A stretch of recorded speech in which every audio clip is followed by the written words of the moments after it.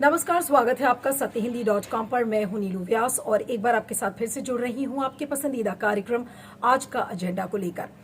बात करते हैं पश्चिम बंगाल में, जहां पर एक उल्टी गंगा बह रही है। आपको अगर ध्यान हो तो 2019 के जो लोकसभा चुनाव हुए थे, उस चुनाव में जब बीजेपी का शानदार परफॉर्मेंस रहा और उन्होंने 19 लोकसभा सीटें जीती, तो उसके बाद एक बड़ी संख्या में तृणमूल छोड़कर लोगों ने बीजेपी को ज्वाइन किया। लेकिन अब जो विधानसभा चुनाव अभी जो हुए, जिसका नतीजा 2 मई को आया, उसके बाद अब ये एक रिवर्स ट्रेंड दिख रहा है और वो तमाम लोग जो कि तृणमूल छोड़कर बीजेपी में गए थे, वो अब बीजेपी छोड़कर वापस तृणमूल में आना चाहते हैं। आपको यहाँ पर उदाहरण दूंगी बीरभूम जिले के सैंथिया इलाके का, जहाँ पर ये बताया जा रहा है कि लगभग 300 बीजेपी के कार्यकर्ता उन्होंने तृणमूल कांग्रेस के आगे 4 घंटे तक लगातार धरना प्रदर्शन किया। और इसलिए क्योंकि वो वापस तृणमूल में आना चाह रहे थे। ये वही लोग थे जो तृणमूल छोड़कर बीजेपी में गए थे और अब ये धरना प्रदर्शन करके टीएमसी में वापस आना चाह रहे हैं। इनके हाथों में प्लैकार्ड्स दिखे जिसमें उन्होंने कहा कि उनसे गलती हो गई है कि उन्होंने बीजेपी ज्वाइन किया। उसमें फिर ममता बनर्जी और तृणमूल को उन प्लैकार्ड्स के जरिए उन्होंने महान बताया। और जब 4 घंटे तक लगातार ये अनशन और विरोध प्रदर्शन चला, तो उसके बाद एक बहुत ही ड्रामेबाज तरीके से इनकी वापस सदस्यता इनको तृणमूल में दी गई। कैसे? इन सारे जो तृणमूल ये जितने भी बीजेपी कार्यकर्ता हैं, इन सब के सिर पर गंगा जल छिड़का गया। और जो बानाग्राम के जो प्रधान हैं, उनका ये कहना था कि हमने गंगा जल इसलिए इस्तेमाल किया क्योंकि गंगा जल एक शांति जल होता है और जिन लोगों ने बीजेपी की सदस्यता ली थी उनका दिमाग खराब हो चुका था, उनके जो विचार हैं वो जहरीले हो चुके थे, इसलिए गंगा जल छिड़ककर इनके दिमाग का शुद्धिकरण किया है और फिर उसके बाद इनको तृणमूल की सदस्यता दी है और साथ ही तृणमूल का इन्हें झंडा भी सौंपा गया।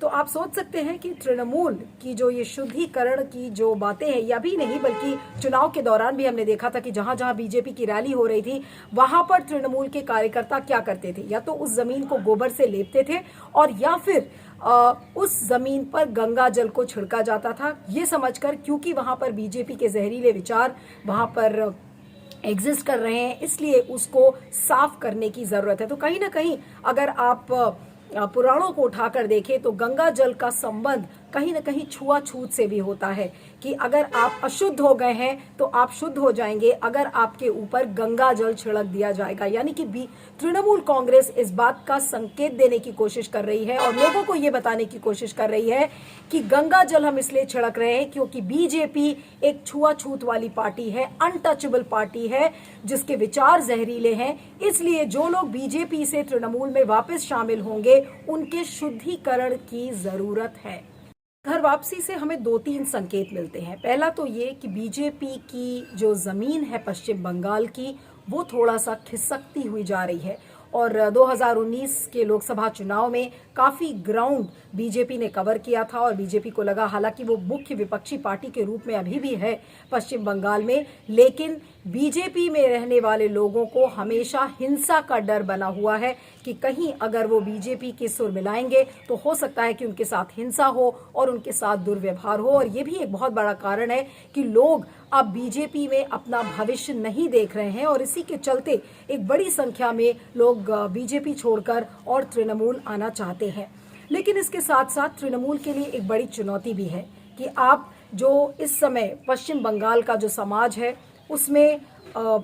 उसमें एक तरीके का सौहार्दपूर्ण माहौल आप कैसे लेकर आएंगे, क्योंकि पश्चिम बंगाल अपने राजनीतिक हिंसा के लिए भी जाना जाता है। और अभी जब नतीजे आए थे उसके बाद भी किस तरीके से हमने देखा था कि बीजेपी के जो 2 कार्यकर्ता थे वो मारे गए थे और हमेशा से जो पॉलिटिकल वायलेंस का एक इतिहास रहा है पश्चिम बंगाल में, तो उस चीज को लेकर तृणमूल कांग्रेस ने अगर कोई सही कदम नहीं उठाया तो हो सकता है कि तृणमूल कांग्रेस के लिए भी एक बड़ी चुनौती बन जाए। तो ये तो रही बात कि तृणमूल इसको कैसे हैंडल करेगी, लेकिन दूसरी बात यह है कि जिस बड़ी संख्या में लोग वापस तृणमूल आ रहे हैं, इसके वजह से खुद तृणमूल के लेवल पर भी लोगों के मन में बहुत ज्यादा मनमुटाव हो रहा है और स्पेशली जो कार्यकर्ता हैं ग्रास रूट लेवल पर, उनको लग रहा है कि चुनाव के समय में जो राजनीति का स्वाद था, जो सत्ता का स्वाद था, वो चखने के लिए लोगों ने उस समय बीजेपी को ज्वाइन कर लिया और अब जब उनको वहां से बीजेपी से कुछ नहीं मिल रहा है तो वो लोग वापस अब तृणमूल में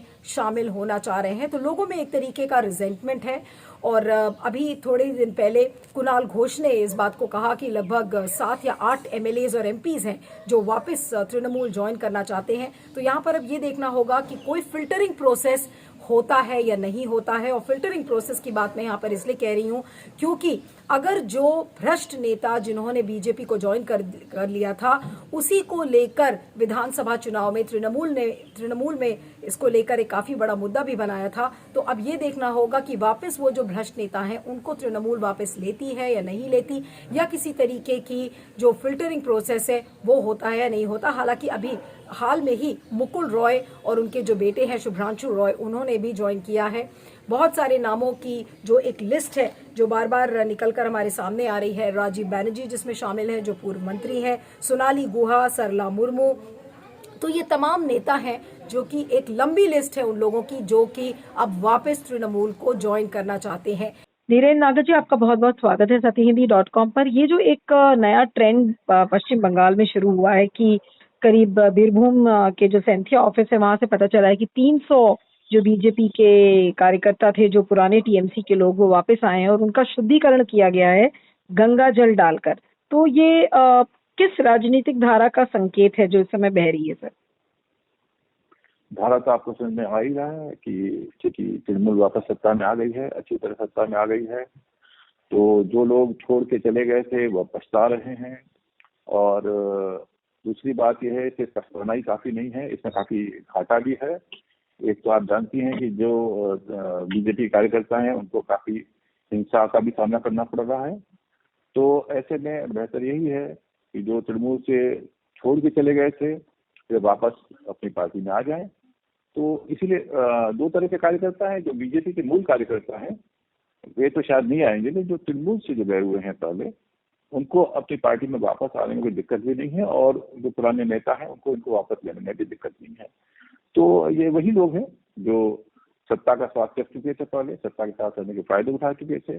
जब उनको लगा कि बीजेपी सत्ता में आ रही है तो बीजेपी में चले गए और अब पता चला कि तृणमूल आ गई तो तृणमूल के साथ जा रहे हैं। लेकिन ये बहुत ऐसे लोग नहीं हैं जो बहुत ताकतवर लोग हों, जमीनी कार्यकर्ता हैं और उनको अपने छोटे मोटे जो सुख हैं, छोटी मोटी सुविधाएं हैं, उसके लिए उनको सत्ताधारी पार्टी से जुड़ना उनको फायदेमंद लग रहा है, इसलिए वो जा रहे हैं।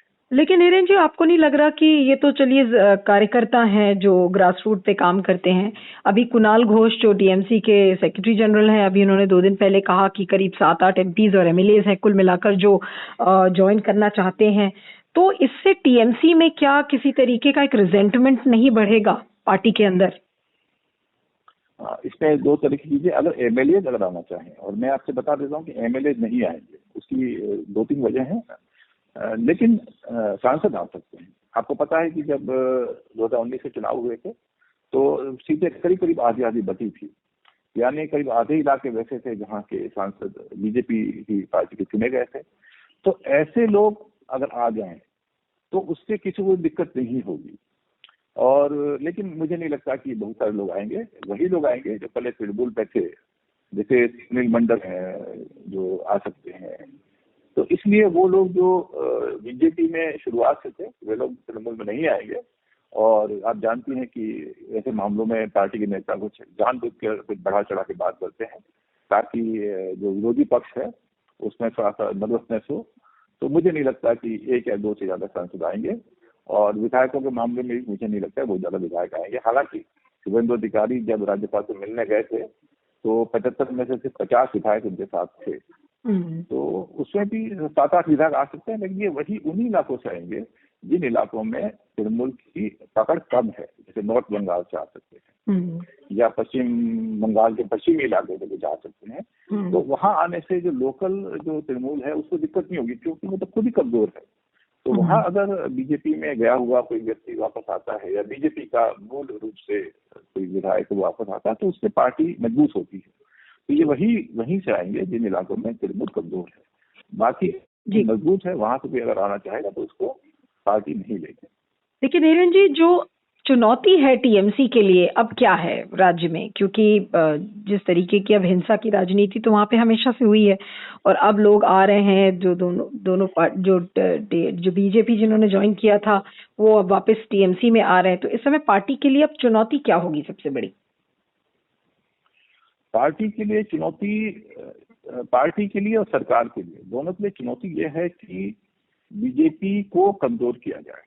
लेकिन जिस तरीके से जो शुद्धिकरण की जो एक ट्रेंड तृणमूल ने शुरू किया है, तो एक तरीके से अगर आप देखें तो जो हिंदुत्व का कार्ड बीजेपी खेल रही थी, तो उसी हिंदुत्व के कार्ड से अब तृणमूल बीजेपी को मारने की कोशिश कर रही है। क्योंकि बीजेपी ने, अगर आपको याद हो, पूरे कैंपेन के दौरान तो यही कहा था कि ममता बनर्जी एक बेगम है, मुसलमानों को अपीज करती हैं, मुसलमानों को खुश रखने का काम करती हैं। तो आज वही ममता बनर्जी उसी पश्चिम बंगाल की जमीन पर वो ये बताने की कोशिश कर रही हैं कि वो हिंदुत्व को भी उतना मानती हैं, गंगा जल उनके लिए आज भी उतना ही प्यारा है और शुद्धिकरण के लिए इस्तेमाल किया जाता है जैसे बीजेपी करती है, तुलसी की माला उनके लिए उतनी ही प्यारी है। तो एक तीर से दो शिकार यहाँ पर ममता बनर्जी करने की कोशिश कर रही हैं। घर वापसी हो रही है, साथ में वो हिंदुत्व का कार्ड भी खेल रही हैं। लेकिन जो बड़ी चुनौती है आने वाले दिनों में, जो पंचायत के चुनाव हैं, लोकसभा चुनाव है 2024 के, उसमें किस तरीके से एक बैलेंसिंग एक्ट होगी। क्योंकि इस समय बड़ी चुनौती ये है कि जो बीजेपी का काडर जो यहाँ पर मजबूत हो गया है इस विधानसभा चुनाव के दौरान, क्या तृणमूल उस काडर को कमजोर कर पाएगी या नहीं कर पाएगी। और अगर कमजोर नहीं कर सकती या नहीं कर पाती तो जाहिर सी बात है कि हिंसा की जो राजनीति है वो आने वाले दिनों में और भी ज्यादा बढ़ सकती है। तो चुनाव यहाँ पर ममता बनर्जी जरूर जीत गई हैं, लोगों की घर वापसी शुरू हो गई है, प्रतीकात्मक तौर पर एक अच्छा संकेत है तृणमूल के लिए। लेकिन चुनौतियां यहाँ पर ममता बनर्जी के लिए खत्म नहीं हुई, बल्कि यहाँ से और बढ़ती हुई जाएंगी। और उन चुनौतियों से कैसे ममता बनर्जी निपटेंगी, ये एक बड़ा चैलेंज होगा उनके लिए। इस वीडियो के बारे में आपको क्या कहना है जरूर बताइएगा, आपके फीडबैक का मुझे इंतजार रहेगा। इस वीडियो के डिस्क्रिप्शन बॉक्स में जाएं, उसमें एक लिंक है, उस लिंक को क्लिक करें, सत्य हिंदी की सदस्यता लें, सत्य हिंदी को भुगतान करें। इससे आपको निष्पक्ष खबरें मिलेंगी और हमें आपका समर्थन मिलेगा। मेरा ट्विटर हैंडल है @नीलू317 और दूसरा ट्विटर हैंडल है @नीलू_on_the_move। तो देखते रहिएगा आज का एजेंडा और बने रहिएगा सत्य हिंदी के साथ। Thank you so much. सत्य हिंदी का ऐप डाउनलोड करें गूगल प्ले स्टोर पर।